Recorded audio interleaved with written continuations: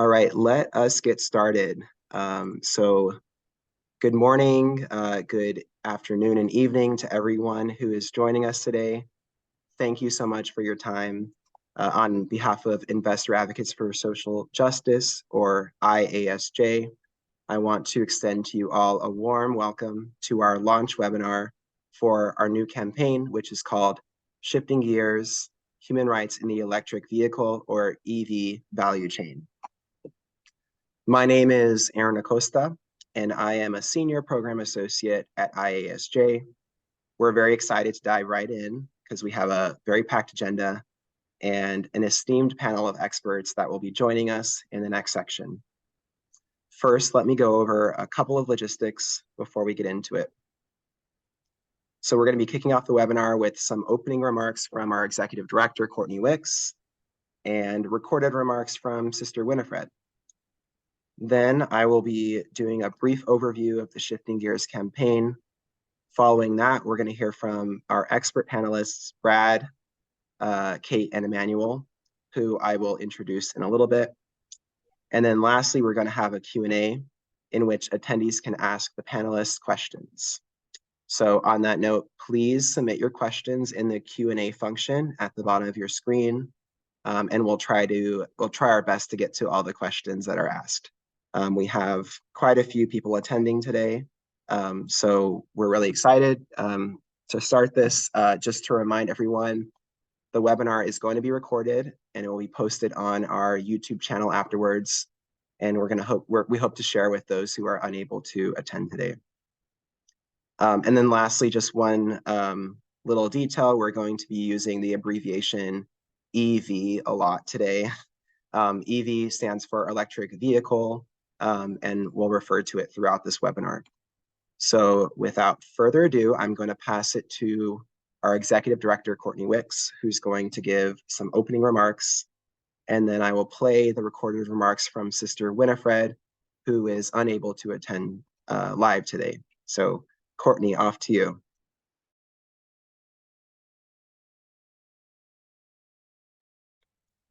Courtney, you're on mute.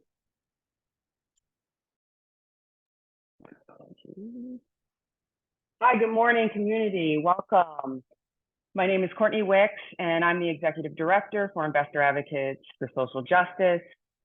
As we embark on this momentous journey of transitioning to a green economy, let us be reminded of the profound importance of embracing a holistic approach that upholds the dignity of all human beings and nurtures our shared home, Earth. The road towards sustainable mobility must not only be paved with technological advancements, but also with a firm commitment to safeguarding human rights and protecting the rights of workers. Ignoring these critical aspects is not only a matter of ethics, but also a significant material and climate-related risk. We cannot overlook the interconnectedness of these issues with the very foundation of our investments. Human rights violations and worker-related abuses within the supply chain can have devastating consequences on the reputation and financial stability of companies. Our decisions have the power to shape public perception, and if we turn a blind eye to injustice, it could harm the very ventures we seek to prosper. Moreover, the implications of these risks extend far beyond the financial realm. Our collective responsibility lies in nurturing the well-being of our planet, for she is our home and the home of future generations. Failing to address supply chain risks undermines the ecological balance we so dearly cherish. The well-being of our brothers, sisters, and the future of our Earth are intricately intertwined. Let us remember that the electric vehicle transition is not solely about profit margins and technological advancement. It is a transformative endeavor rooted in a profound respect for all life and the preservation of our planet's delicate ecosystems. To achieve true sustainability, we must cultivate a culture of accountability, fairness, and environmental stewardship in every aspect of our investments. In the spirit of unity and responsibility, let us choose wisely with the well-being of humanity and our planet at the heart of our decisions. Together, we can pave the way for an electric vehicle transition that not only serves our economic interests, but also fulfills our duty to protect the common good and safeguard the ecological well-being of our precious Earth.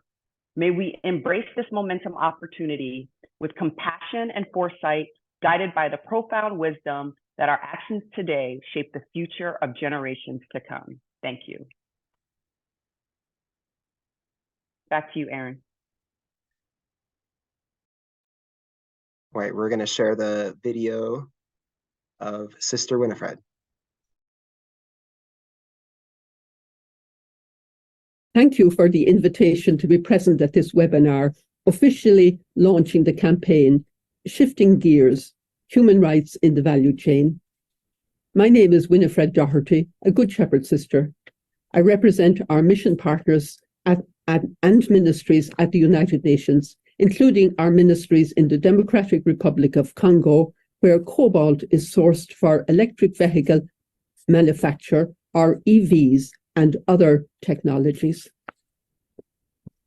Today, we are faced with intense climate change and a green energy transition that has so far highlighted the unjust scramble for transition minerals at the cost of people and planet. Motivated by corporate profit and a green colonialism with its extractivist approach, the transition to a net zero economy is trampling on the rights of workers, indigenous peoples, communities in developing countries, and other marginalized groups. The sites where these people live have become zones of sacrifice.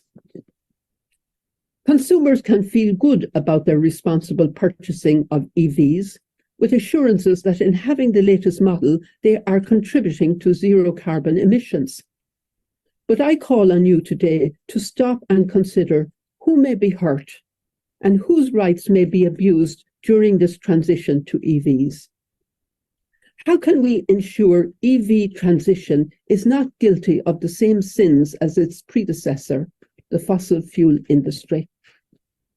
Pope Francis in Laudato Si says, every ecological approach needs to incorporate a social perspective which takes into account the fundamental rights of the poor and the underprivileged.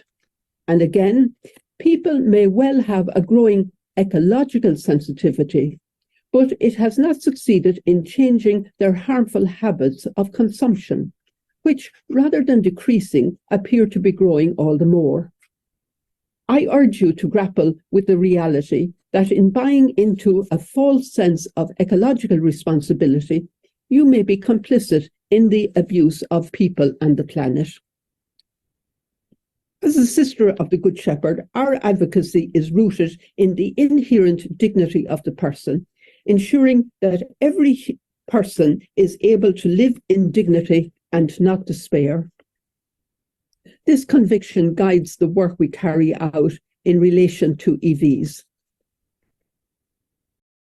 The Universal Declaration of Human Rights highlights the interlinkages between human rights and energy transition, articulating the rights and freedoms to which every human being is equally and inalienably entitled. They are not a reward, not country-specific, or particular to a certain era or social group. Human rights are inherent, inalienable, interdependent, and indivisible, to which all people at all times and in all places are entitled. The dignity of the person and the upholding of all human rights is central to the Shifting Gears campaign. Sadly, neoliberal capitalism drives the EV industry today. The principles of neoliberal capitalism are antithetical to human rights and earth rights because they are intrinsically exploitative of people and planet and oriented to profit. The electric car revolution is indeed a giant leap forward towards carbon neutrality, but I hasten to add, a revolution with winners and losers. But this is not how it has to play out. Our task is to secure a win-win for people and planet. Taking up human rights and earth rights is a laudable task, which ushers in the greater gains of upholding the dignity of the person while advocating for a green energy transition. It demands a new consciousness, a fundamental behavior shift informed by inner conviction and outer behavior and action. It is this fundamental shifting of behavior that underlies the Shifting Gears campaign. The transition to EVs is already underway, but with prompt and decisive action, we can contribute to a more positive world in which both human rights and planet are respected. Thank you.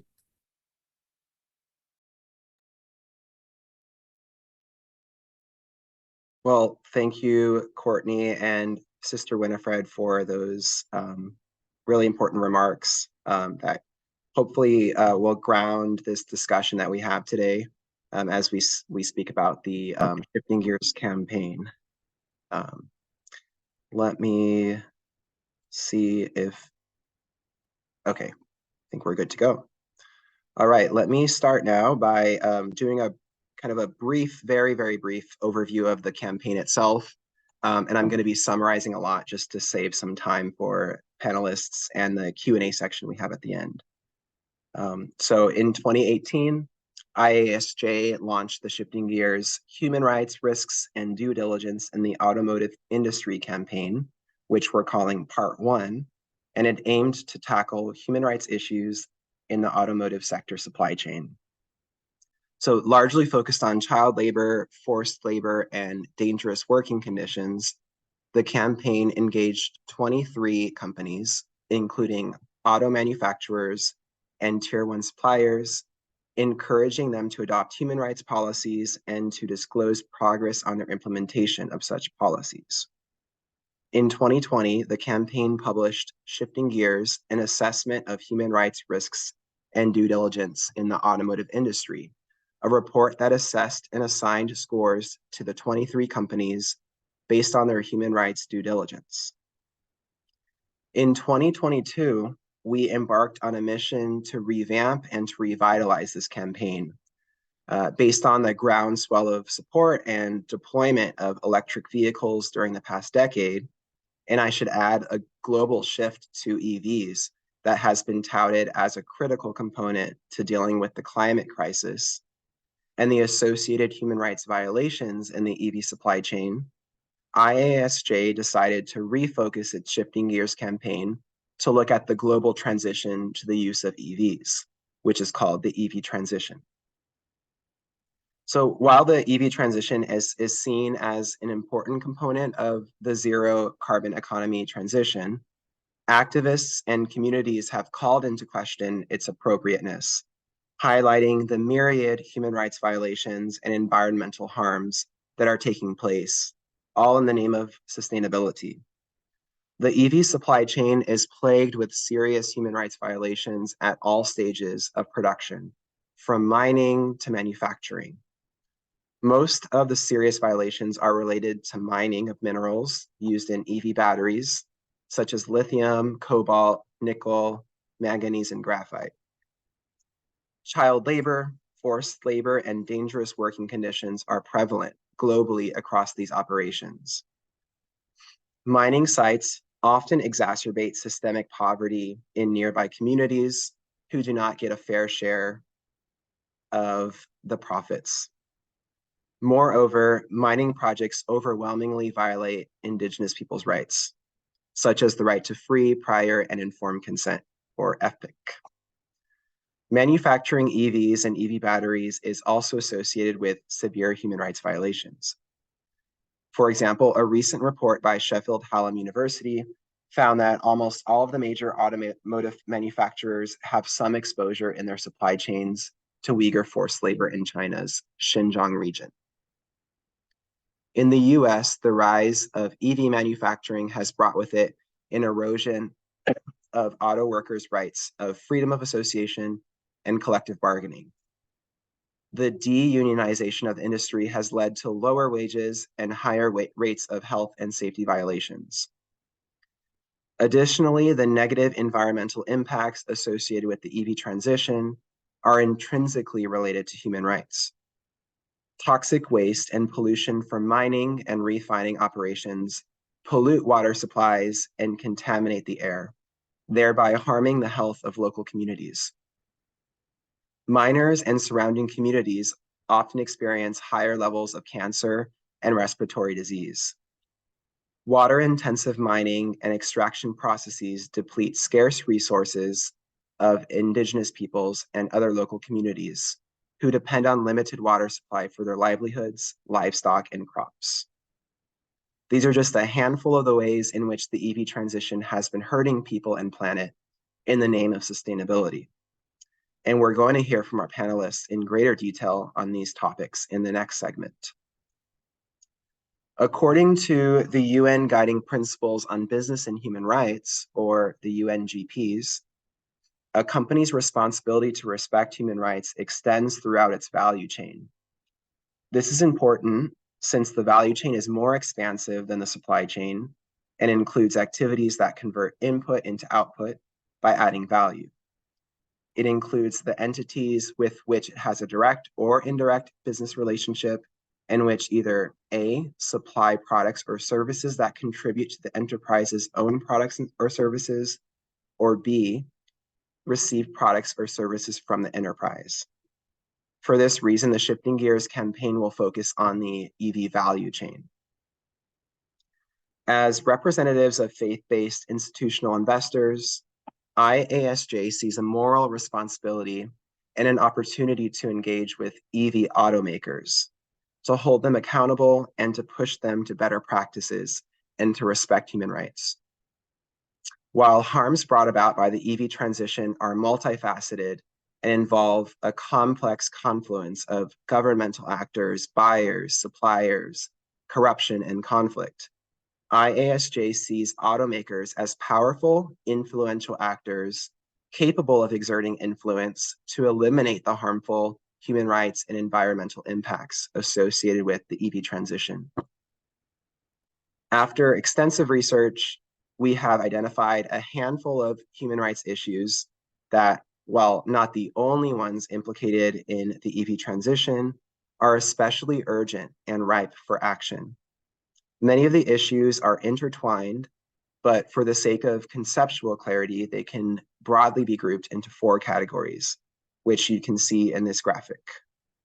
So labor rights domestically in the US, labor rights internationally, indigenous people's rights, and environmental rights. And as you can see within each category, we have identified several priority issues such as child labor and water scarcity, for example. Additionally, the Shifting Gears campaign will be guided by the following principles. 1, the EV transition must be a just transition, which means that all approaches must be inclusive and integrated with development at all levels of governance.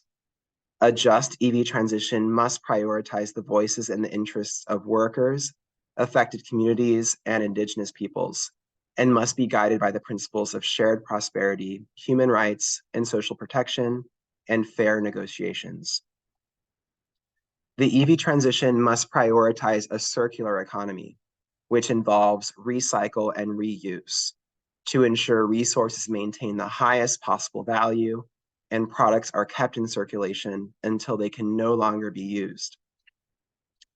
A circular economy stands in contrast to a linear economy or a take, make, waste model. And lastly, EV alternatives and reduced reliance on critical minerals must be prioritized. Greater focus should be placed on improving public transportation infrastructure and more equitable access to public transportation, including electric public transportation. Additionally, greater investment should be directed toward improving battery technologies to reduce mineral inputs.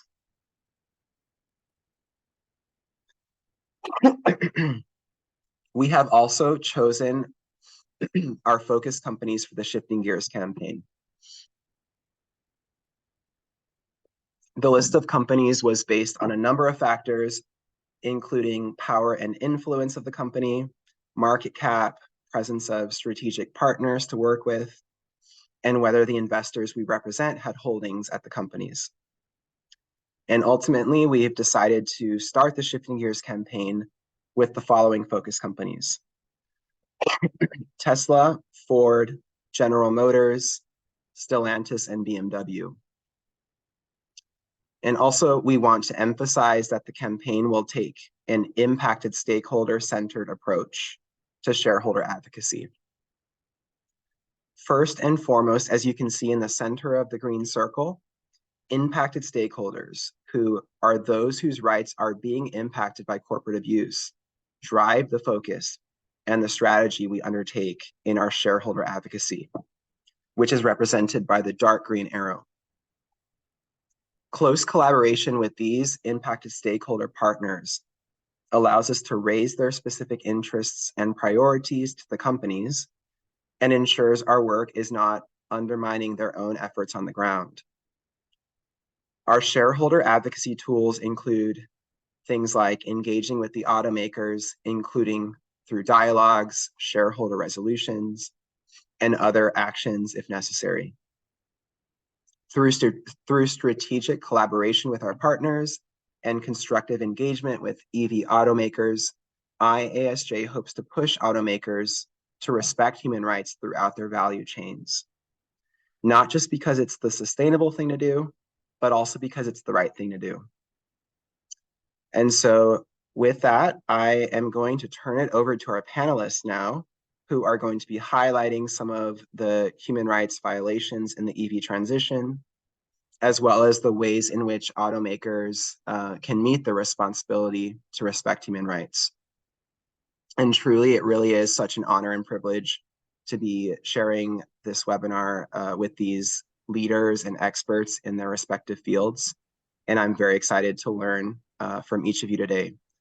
And to all of our attendees, please remember to submit your questions in the Q&A function on the lower part of your screen, and we'll try to get to these questions. We're going to have Brad Markell go first, and that will be followed by a short Q&A session as he has to jump off to get to another commitment. So, and then we'll have our second and third panelists, and then finally we'll have like the 20-minute or so Q&A discussion. So without further ado, let me jump into an introduction for our first panelist, Brad Markell. So Brad is the Executive Director of the AFL-CIO Industrial Union Council, the IUC, where he represents over 1 million members directly in manufacturing. Since joining the AFL-CIO in 2013, Brad has coordinated the Federation's climate and energy policy work at the national and international level. Prior to joining the AFL-CIO, Brad was on the staff of the United Auto Workers, the UAW, for 15 years, where he represented the union during successive negotiations with the Obama administration on fuel economy regulations, and helped establish federal support for manufacturing clean vehicles in the United States. Thanks, Brad, for being here with us today, and the floor is yours. Well, thank you, Aaron. Thank you, Courtney, and everybody at IASJ for the invite and having labor on this. I'm going to take a quick personal privilege. I looked at the participant list and saw my old friend, Sister Susan Mika, who I used to do border work with, I guess, going on 30 years ago. So I'm happy to see you here, Sister Mika. I want to start by sort of centering the situation of auto workers in the auto industry prior to, as you can see with this history, what has been going to happen with the transition to EVs. And the situation is that workers in the auto industry are sort of beaten down.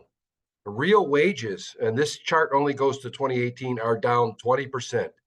This is a period before we had high inflation, of course. So what this means is that you have seen wages in the auto industry decline on a nominal basis and a real basis over a long period of time. That's a recipe for disaster for auto workers. And there's a piece here it doesn't really cover, which is that about 20% of all temp workers work in factories. So there are a whole bunch of auto workers who make even less than this, but they're counted as contract employees. So that sort of sets the baseline about how auto workers or factory workers are thinking about the transition to EVs, which is that it should be a chance to reverse this trend. Unfortunately, the current path is that it's making this trend worse. Next slide, please. So think about this. We used to think of manufacturing as high wage, family supporting jobs, which it was when union density was higher in the United States. But 25% of all people in manufacturing make less than $15 an hour, right? So if we had a fight for 15 in manufacturing, 1/4 of all the workers would get a raise. And at the bottom bullet, even though it is now 7 years old, really tells the tale, right? A third of manufacturing workers qualify for public assistance. That's really sad in a business where there's a very high labor to capital ratio. Next slide, please.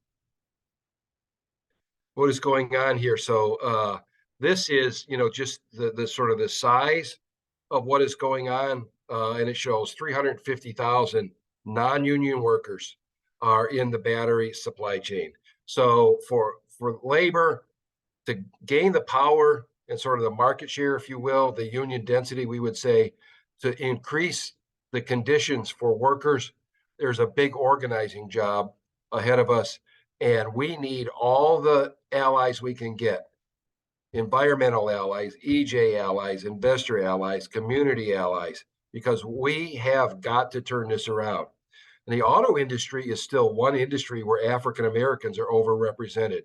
And my colleague who passed suddenly a few months ago, Bill Spriggs, has written a fantastic paper through Groundworks about how African Americans were the ones in the U.S.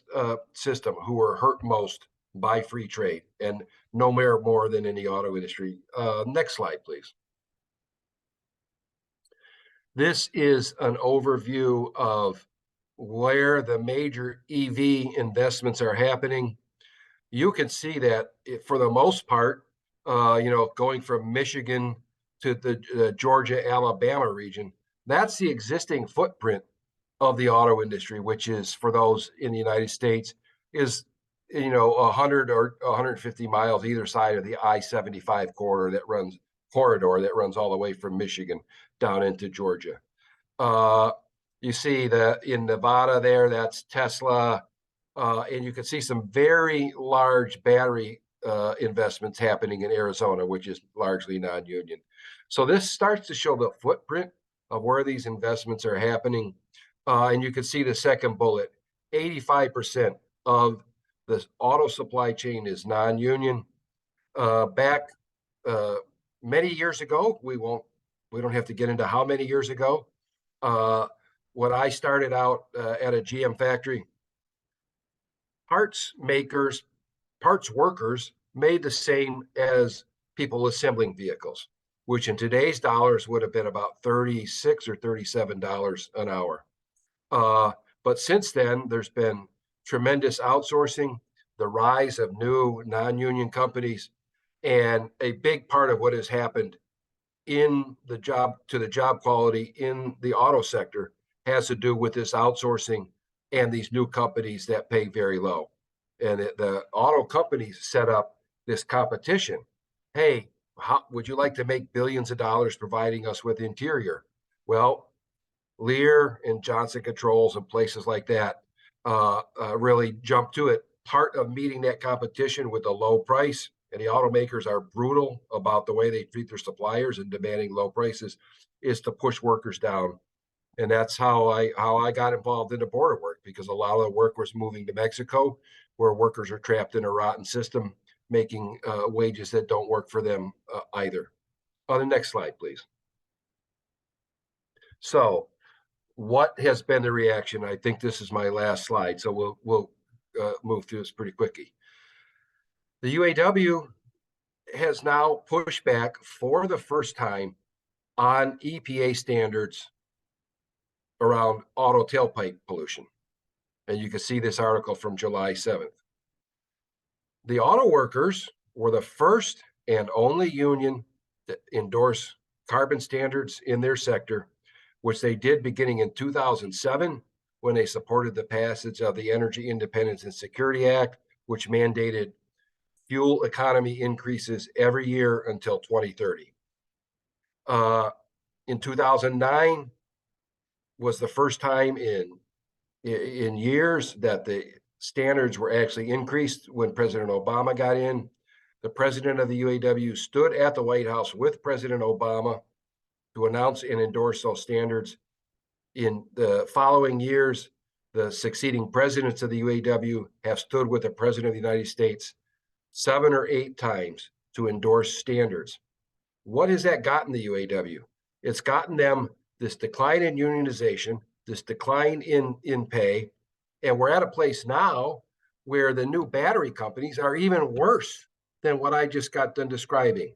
So the bottom section there is from a report that the UAW released about Ultium's Lordstown plant, where the starting wage is $16.50, and it takes 7 years to get to $20 an hour.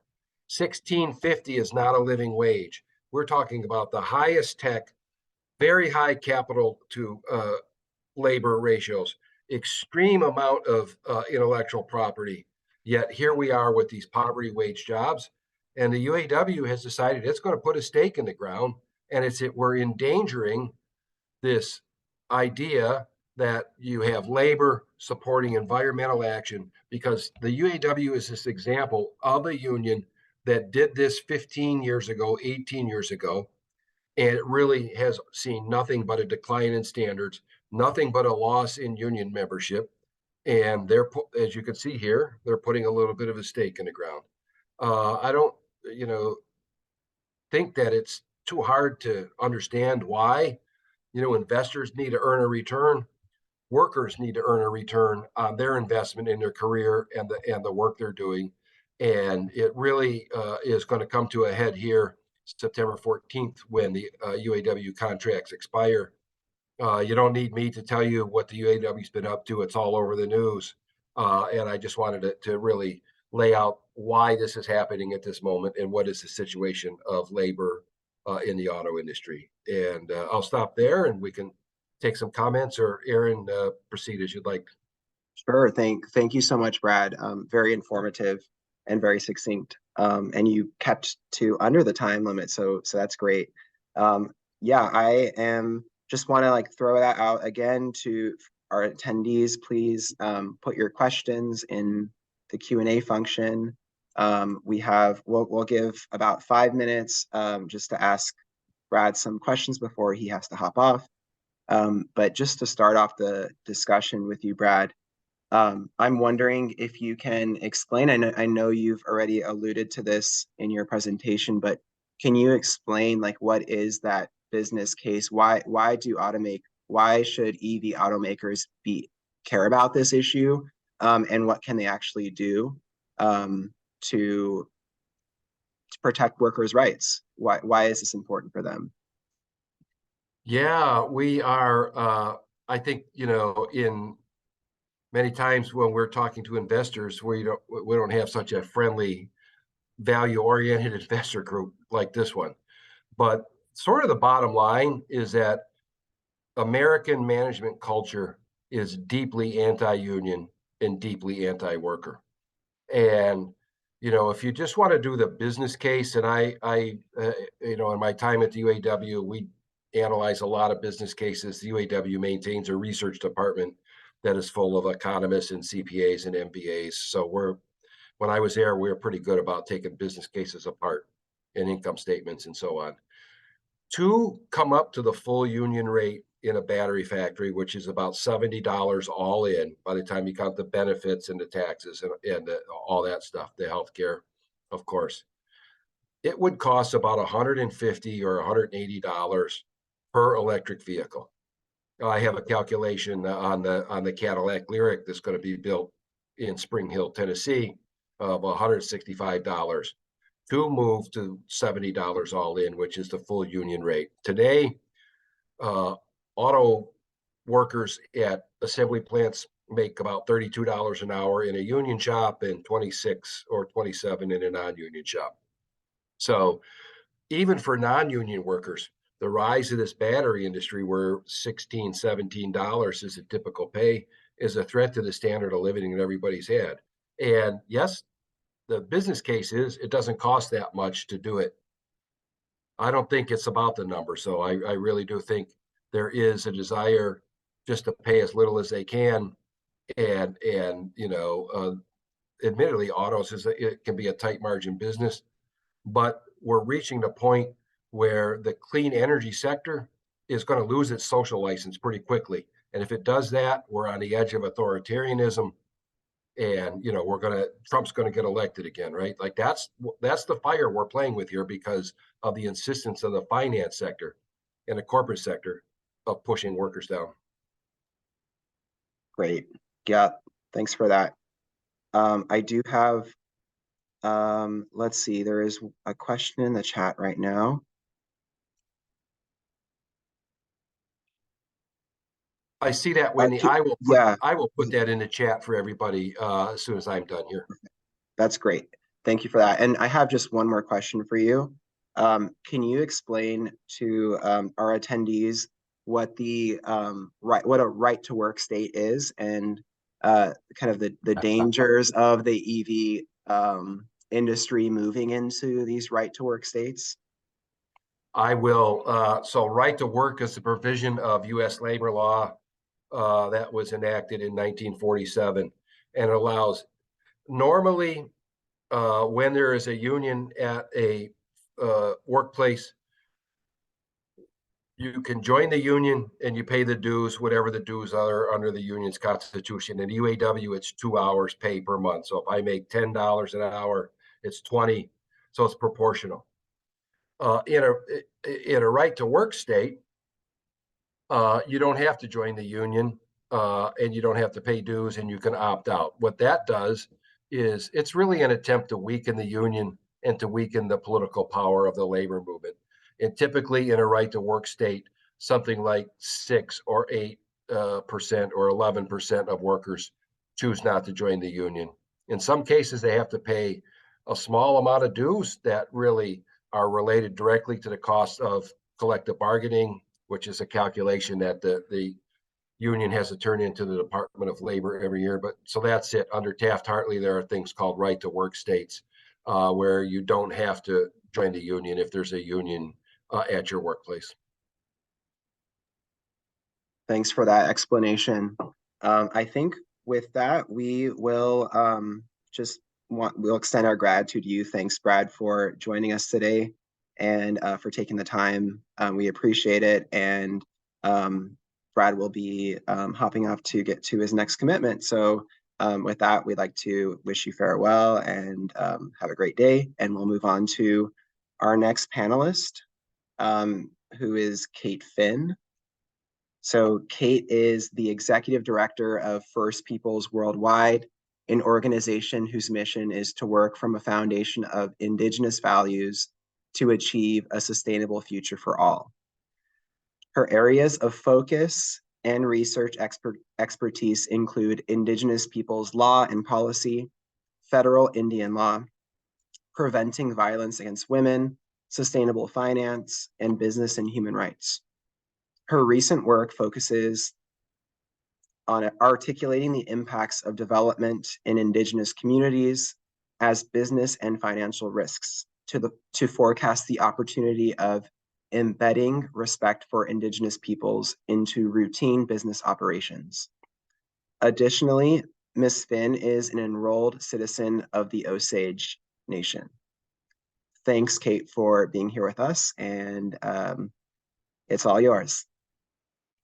Thank you so much, Aaron. And my big thanks to Courtney and to Jillian and to Investor Advocates for Social Justice for having us here.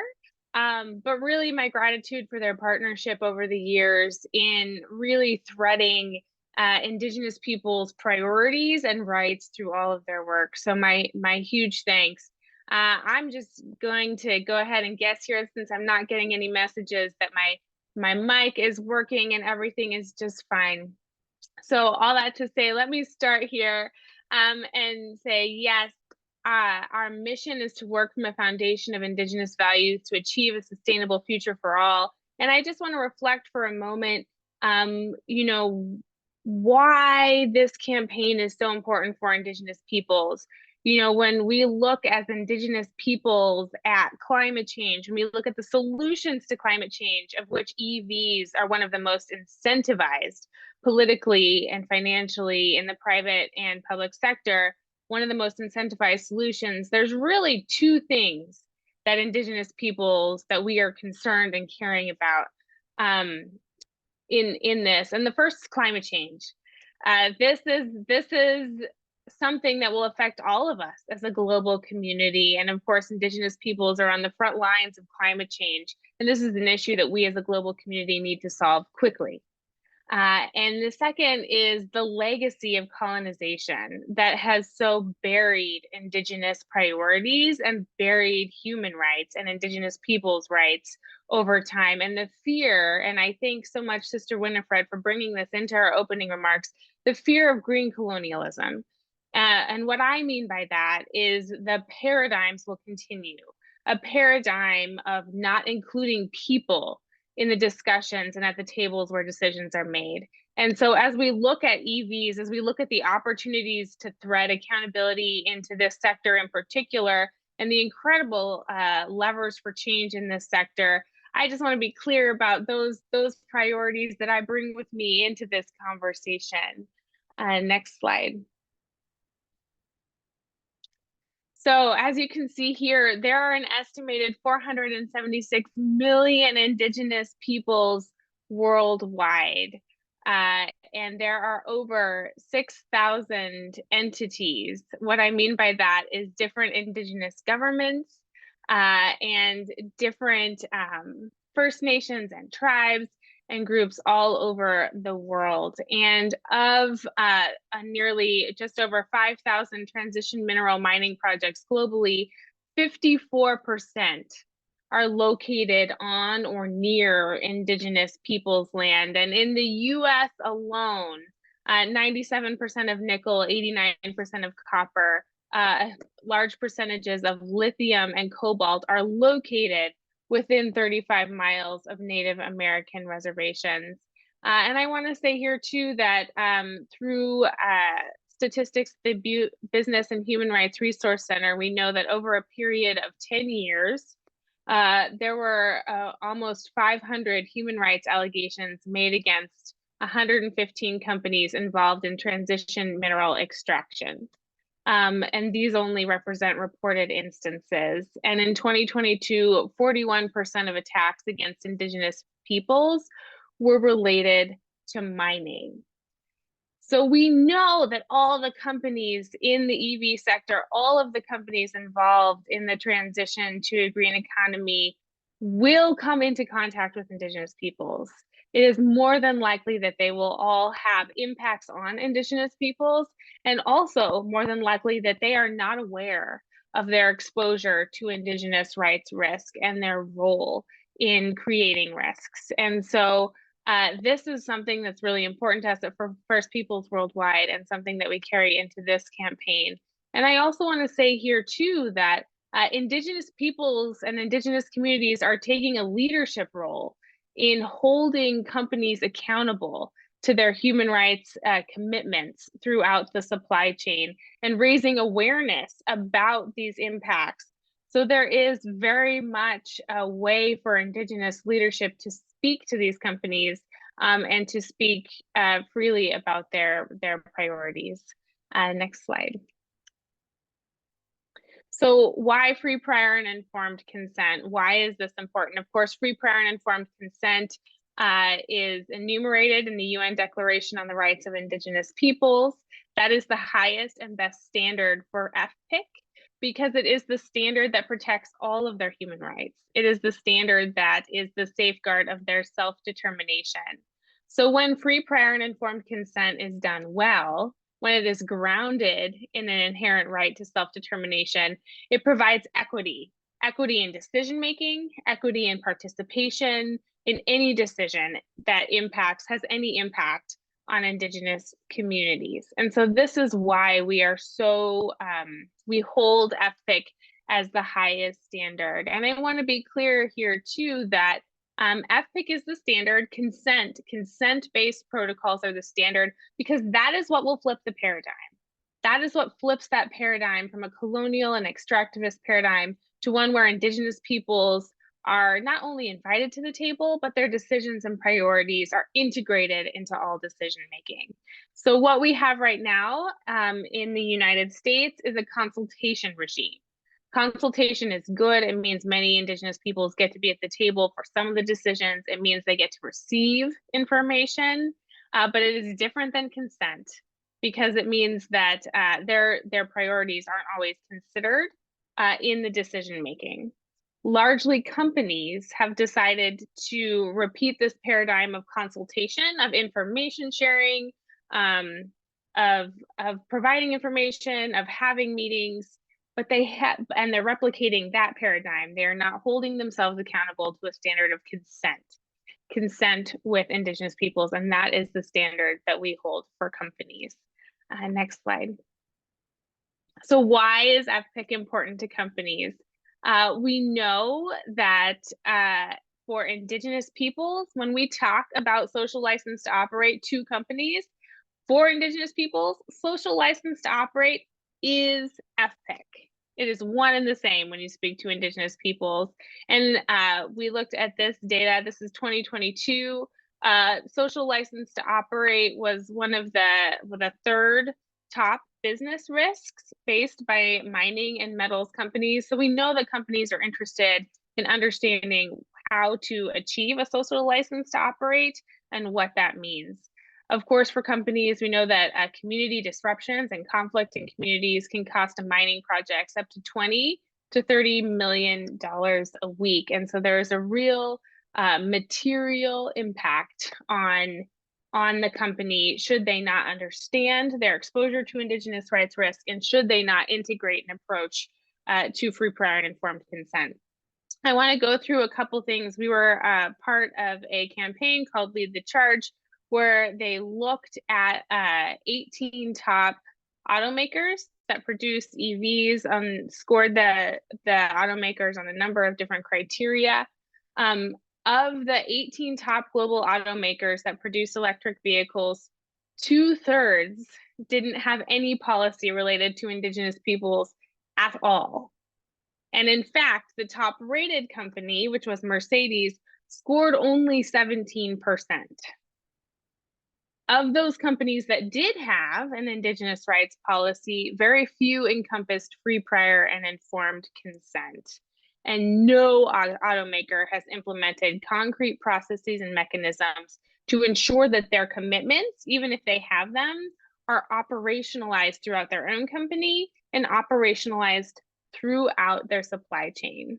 So what we know is most of these companies are in fact going to have an impact on Indigenous peoples, but are not screening for their Indigenous rights risk, nor are they taking affirmative steps to avoid or mitigate that risk at all. So that is why we believe that FPIC is important to companies. Next slide.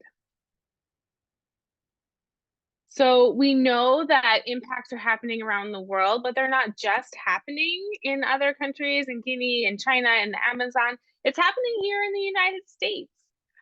Even in a place like the United States, where Indigenous peoples are recognized, where we have laws and environmental laws that do in some capacity recognize the role of tribes, it's still happening. And you can see here a number of different examples of communities that are facing incursions. And these are largely communities who don't want to have a mine and who have said for a number of years that they would not like to have mining in their community. So the example here that I'd like to bring to the top is a lithium mine here. Since 2021, a group, People of Red Mountain, have expressed explicit opposition to mining in a sacred site around Thacker Pass in Nevada.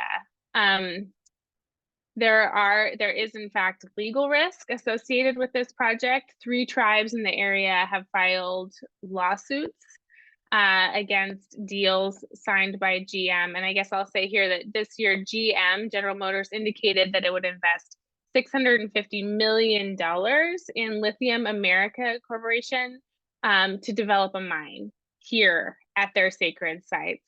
But as I said before, the people of Red Mountain, along with other tribes, have expressed for years that there is no social license to operate. There is no consent.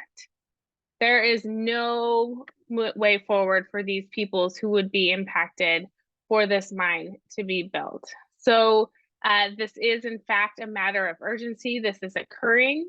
I believe that it will continue to occur at a faster and faster rate. And that really this moment is one of opportunity to speak to EV automakers and to help them to understand that they will impact Indigenous peoples in negative ways, and to ask them to consider the highest standard of free, prior, and informed consent as part of their responsibility to respect human rights. So with that, I'll turn it back to you, Aaron, and to the other presenters. Thanks, Kate. Thanks for that presentation. We're going to move on to our third and final panelist, and then we will go into a Q&A session. So I will remind you again, please include your questions in the Q&A function on the bottom of your screen. Our third panelist is Emmanuel, and forgive me if I pronounce this incorrectly, Umpula Nkumba. Emmanuel is the Executive Director of African Resources Watch, commonly referred to as AFREWATCH, which advocates for the fair and equitable exploitation of natural resources in Africa and ensures that states and companies are held accountable. He's an expert on business and human rights and on the governance of the extractive sector in the DRC and in Africa more broadly. Mr. Umpula participated and contributed to the revision of the Congolese mining code and regulations. He has also supported local communities in filing complaints against multinational companies using the OECD guidelines and against the Congolese state before the African Commission on Human and People's Rights. So Emmanuel, thank you for being here with us today. I know that it's getting into the evening for you, but we appreciate your time and look forward to hearing from you. The floor is yours. Thank you, Aaron, and for inviting me to share with you some insights about Congolese mining. So I'll start by giving a small background of Congolese mining activities in the area of copper. Now, I think we have more than 100 big companies working in DRC, and we are producing now, I think we are above 2 million tons of copper. We produce more than 2 million tons of copper and more than 120,000 tons of cobalt. So that means there's a huge activities of mining in DRC, and DRC will start producing also lithium in coming days in Manono, and we have also nickel and manganese. So in coming years, DRC will play a huge role in producing these critical minerals. So this means also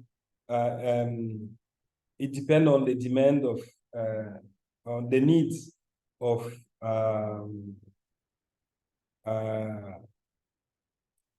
on at the international level of these minerals. So for DRC, the way to make money, as there is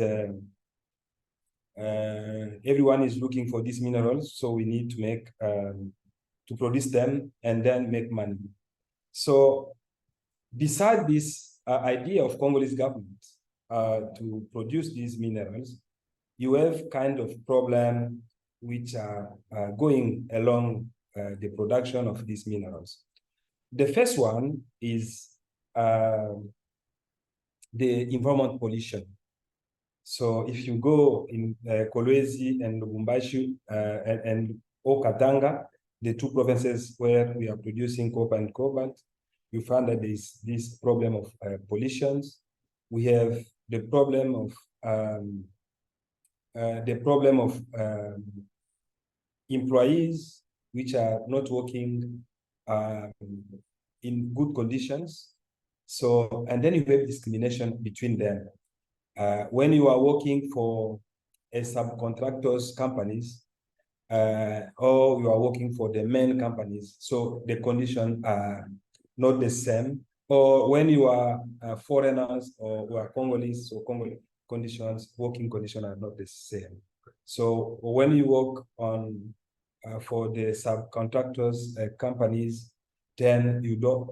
It means you do not have any rights.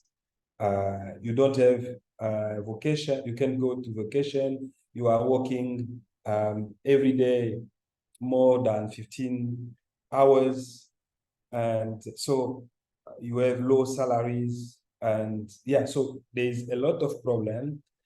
And also, of course, we sometimes we use, I think in 2016, we produced a report with Amnesty International on child labor.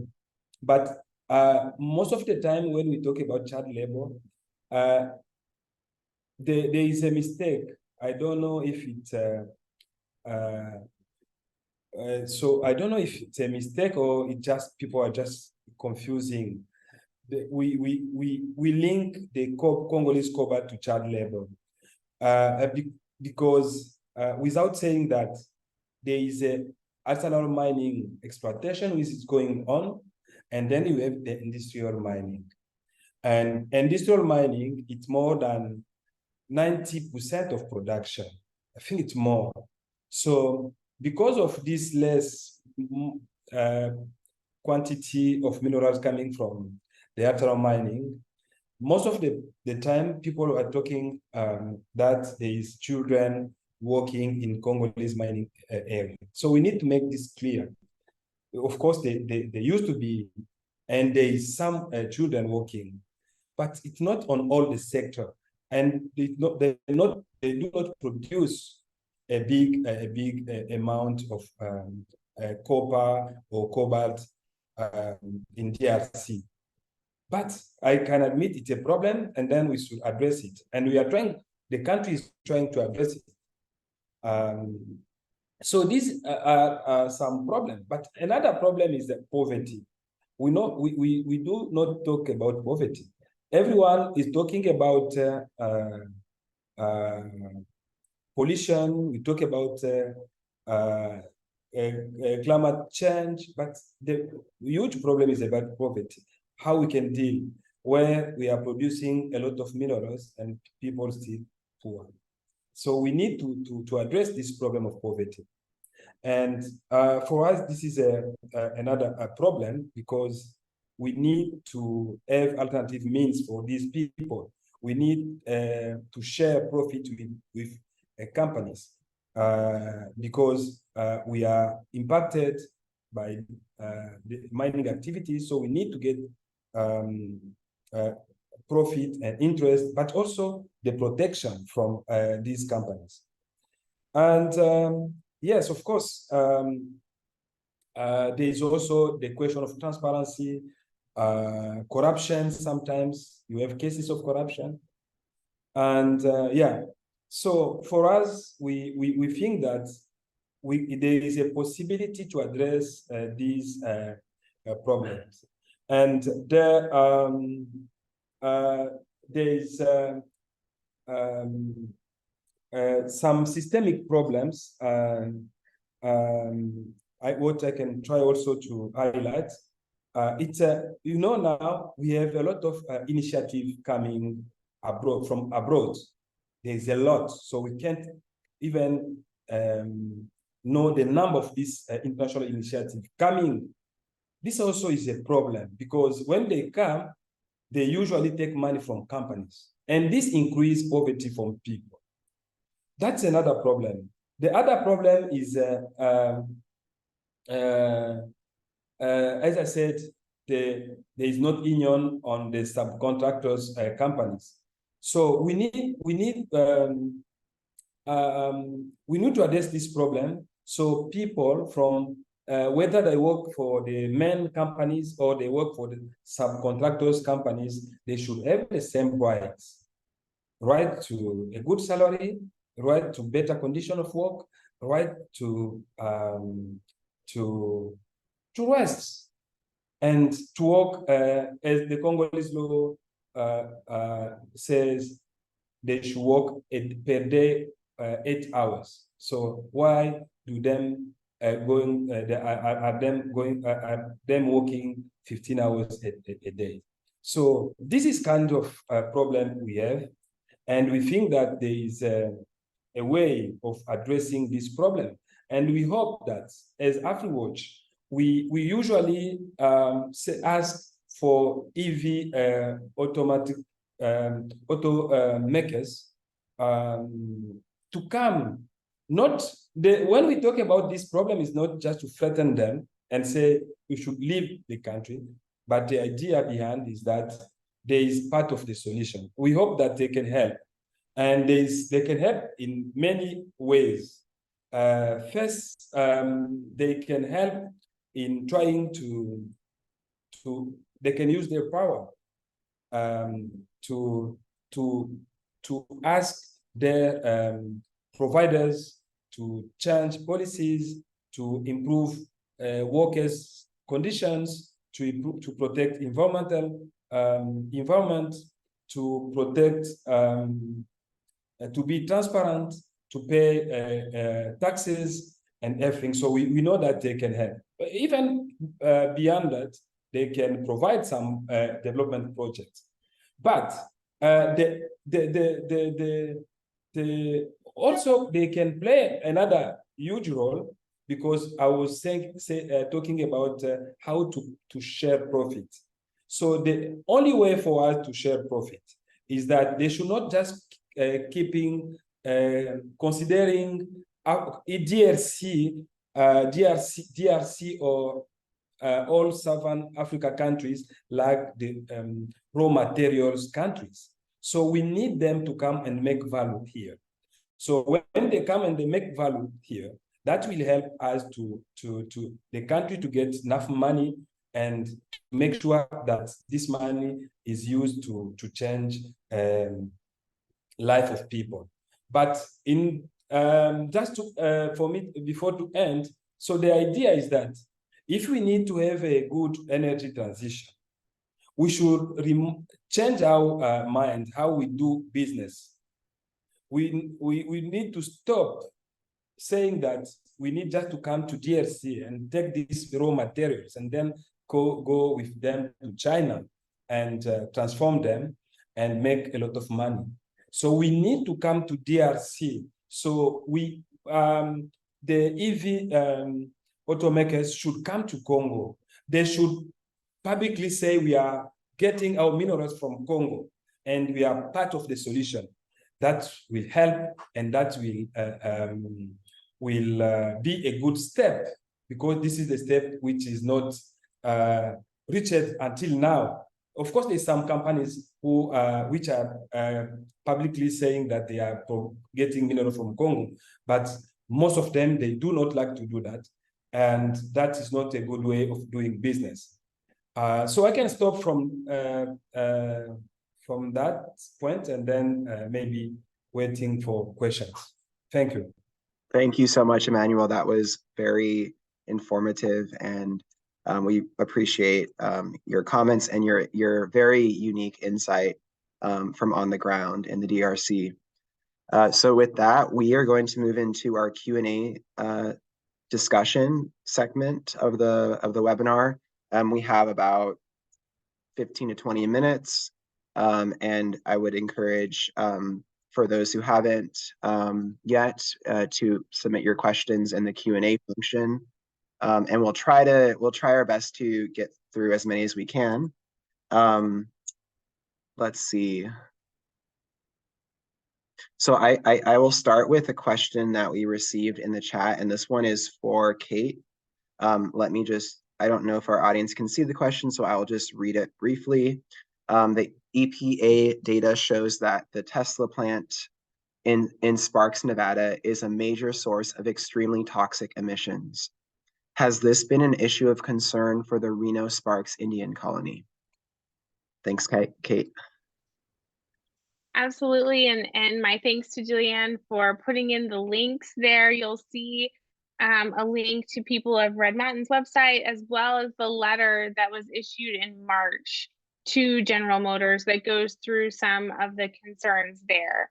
And I want to note here that General Motors still has not responded to the tribes or to People of Red Mountain based on that letter. All that to say, yes, pollution from the Tesla site is a concern for the community's potential water degradation is a concern.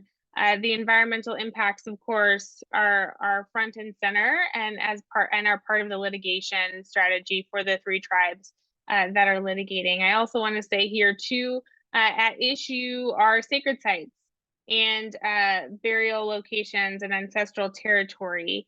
And this is something that once damaged is irreparable. And so this is really important for the tribes and for the people of Red Mountain to say that there might be a chance to remediate the environment, although no consent is given, and we know the pattern there, but there's no way to remediate a site that has been destroyed when ancestral territory is lost. So that is also front and center for those folks. Thanks, Kate. I'll go to the next question. I'll combine these two, and this is for Emmanuel. If you can, Emmanuel, can you explain to the audience a bit more about the dynamics of artisanal mining and industrial mining in the copper cobalt sector? And with that, I would also ask if you could explain to what extent are you able to engage with any of the Chinese-owned mining companies operating in the DRC? Thanks. Yes, thank you for 2 questions. First, I would like just to say, we even, as a country, we didn't even expect to have Chinese companies in DRC, but now we have them. Why? I think it's just to give you a bit of background. It's because from 2002, we used to have Western companies in DRC. They were not Chinese companies, and at that time, there were a good relationship between the US and China. So all Western companies sold their shares to Chinese companies. So that's why we have Chinese here. The only contracts signed by Congolese government in 2002 is just one, what we call Sikomin contract. It's between the Congolese government and a group of Chinese companies. It's a 6 billion contracts, and divided into 1 mine and second part infrastructures. So that's the only contract signed by Congolese government with Chinese. So that's why we are saying that if we have Chinese today, the problem of Chinese companies, it's because the US the Western companies sold their shares without consulting even the Congolese government. And of course, this is a problem we have. Is Congolese government able to withdraw these contracts, for instance? I think it's no, because they will create instability in the business. So we are trying to deal with them now. It's hard to talk to Chinese companies. It's not easier, but we are trying. And now the Chinese Chamber of Commerce is trying to develop some tool how to deal with these companies. But I can admit and say it's not enough, up to date, it's not enough. We need to do more to hold accountable these companies. And for the second question, yes, of course, I think that was, at the beginning I said, we usually make a confusion and saying there is children working in cobalt in DRC without making this difference, which is very huge.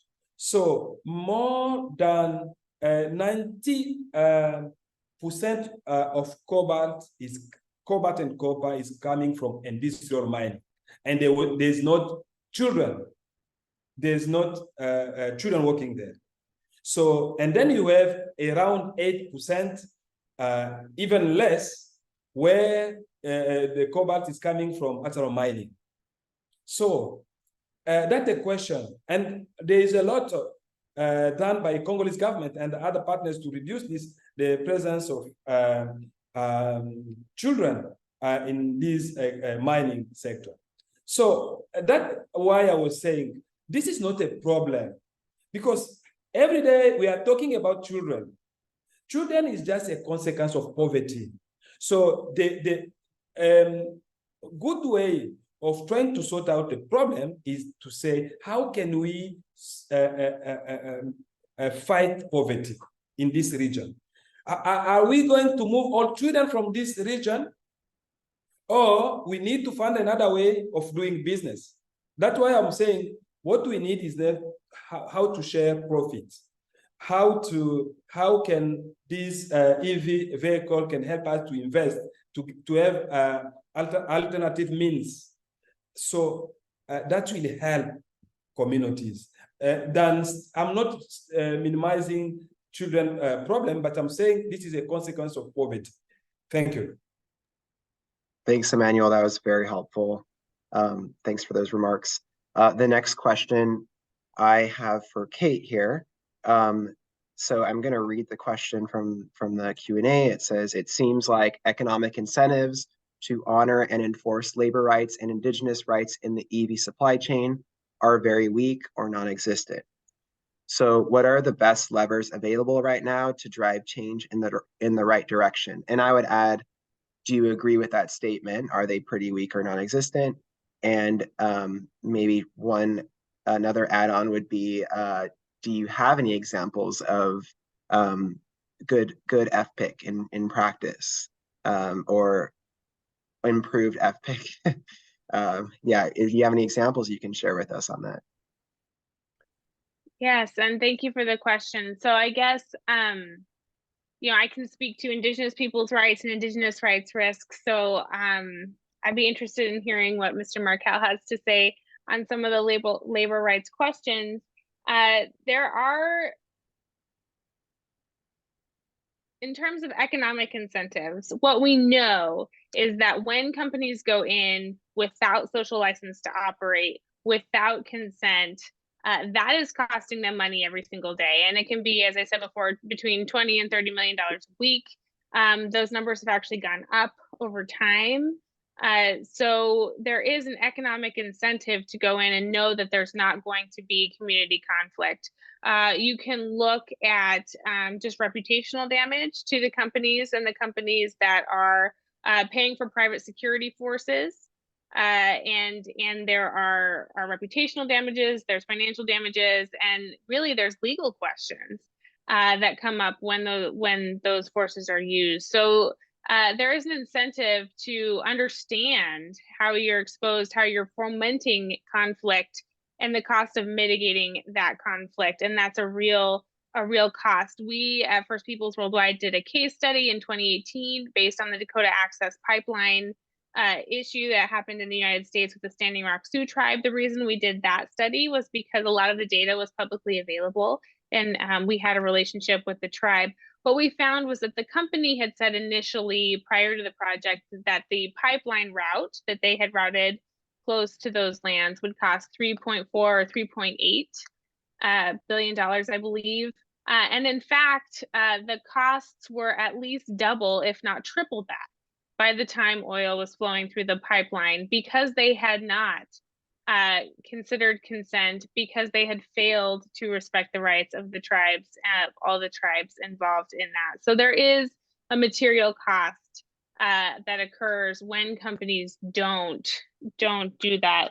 I will say one of the strongest economic incentives that we have, one of the strongest levers that we have, is when investors in these companies are pushing these companies to achieve their commitments. When investors go in with a strong ESG thesis, where they see the indigenous and ESG threading throughout all of those commitments, when investors are pushing those companies, that is incredibly important for us. And that is important in terms of making sure that companies are operationalizing their commitments, that they are on the ground understanding what the impacts are and building those relationships and understanding how to integrate indigenous priorities into their thinking. So the economic incentives aren't always there politically necessarily, but there are costs involved to failing to respect the rights of indigenous peoples, and those costs will only go up. You know, I was speaking with some folks, and it's just, in a globally connected world, a company can't expect to hide out in some country and their reputation not be known. The ways that they're treating indigenous peoples, the way that they're treating local communities can't be hidden. So that reputational damage is real. And this is something that, in my experience, in my conversations with EV companies, they haven't quite considered.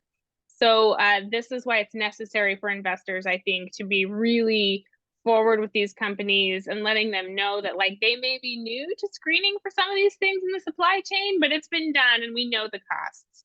We know the human costs and we know the material costs there.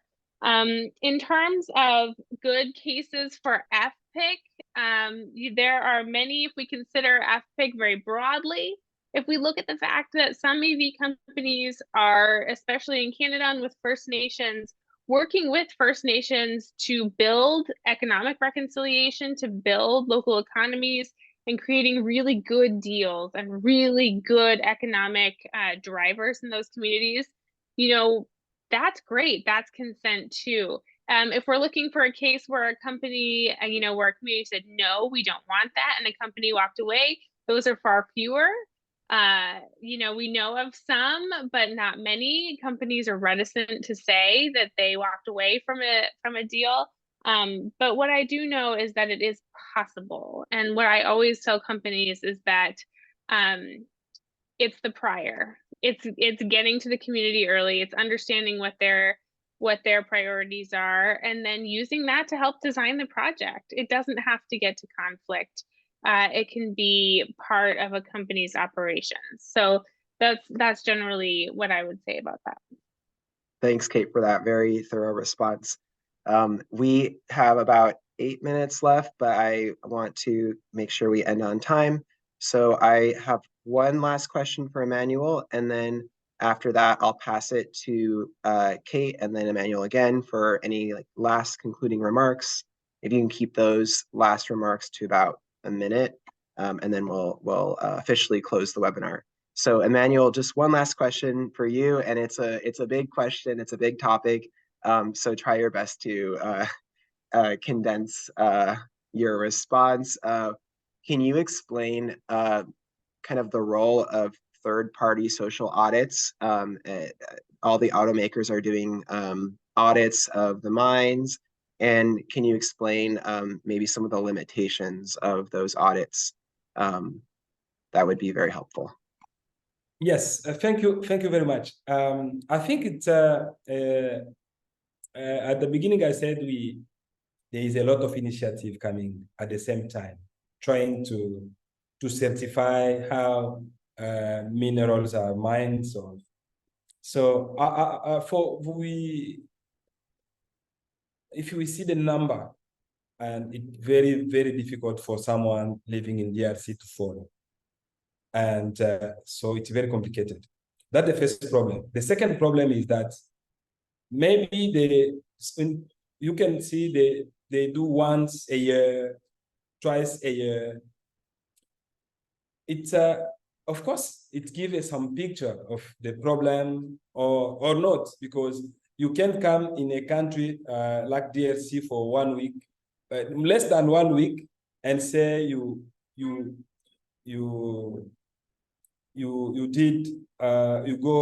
went everywhere and you found all the problems. And most of the time they are gathered by the company itself. They can take you where they need, and they can show you what they need you to see. So this is not giving a good picture. The third problem is the cost of this one. The audit. Everywhere there is an audit. This audit, that means the company will charge the government. It's not just for free. You come and then you do the audit and then it's finished. It's not for free, so it requires a lot of money. So for us as AFREWATCH, if we try to see the number of these mechanisms, international mechanisms, there are a lot. They cost a lot of money for the companies. Why not to invest this money? Why not to have a direct conversation of companies? Why not talking and see how we can invest more? Because this money, it's a lot of money. If we see, even here, we can see how many NGOs that are getting a lot of money. I was at in the meeting yesterday, someone was telling me that they got $10 million for a project. I said, with 10 million, how many people you will change the life of many people? If you invest, really invest, not putting this money in the bureaucracy, paying salaries, just to invest this money. You can create jobs, you can create other means of living instead of funding projects where people will be coming to make audits, making reports and reports and reports without investing. So that's our way of analyzing the problem and calling other actors for how to change our means, our way of doing, looking on these issues. Thank you so much. That was very informative. We'll give it to Kate for a minute max on any concluding remarks, words of encouragement, hope, however you'd like to, and then we'll pass it directly to Emmanuel. Yeah, I guess what I'd like to say to conclude is where I started. This just transition, as we're all figuring out how to solve for climate change, this is an opportunity moment. This is an opportunity moment to change the paradigm for Indigenous peoples and for communities around the world if we take it. This is a moment that I think we can continue with green colonialism. We can do the same thing we've always done and just call it a different color, or we really can take a moment. And I think that we are in urgent need to shift this paradigm. So yes, solving for climate change is an urgency. It is just as urgent that we change the paradigm while we're doing that. If every company in the EV supply chain has an Indigenous peoples policy and has operationalized FPIC in 10 years, I believe we will be a lot further along to solving shared problems than we will by many of the incentives that are out there politically around other solutions. So that would be my hope with that, and my gratitude for this campaign to really look, the work that IASJ is doing to really look at this lever for change and to harness that opportunity moment and to really push EV manufacturers to understand their exposure. So my thanks and my gratitude to you for carrying these priorities, and I look forward to working together to get Indigenous leaders and Indigenous priorities into all of these meetings. Thanks, Kate. We appreciate you. All right, Emmanuel. Yeah, thank you very much, Aaron, and for these opportunities. This helps us to amplify our voice, and I hope this is not the last webinar. And yeah, the last comment is that we need this EV vehicle to have a direct connection with communities on the ground, and discuss how to do another way of doing business, and giving hope to communities living around these critical raw materials. Thank you. Thanks, Emmanuel. And just another big thank you to all of our panelists. It was really a privilege to converse with you and to hear your insight. We're going to be closing the webinar in just 1 minute. Let me just wrap up and just to extend our gratitude and our thanks to all the attendees for joining, for all of your thoughtful, important questions. And just as a final reminder, we're going to be posting this webinar on our YouTube channel in the next few days, and you'll be able to watch it and share the video. And we're also going to be sharing the slides in a couple of days as well. Lastly, if you have any additional questions or comments about the campaign, shifting gears, please feel free to reach out to me at my email, and that's provided on this slide. So thank you again, and have a great rest of the day. Bye now. Thank you.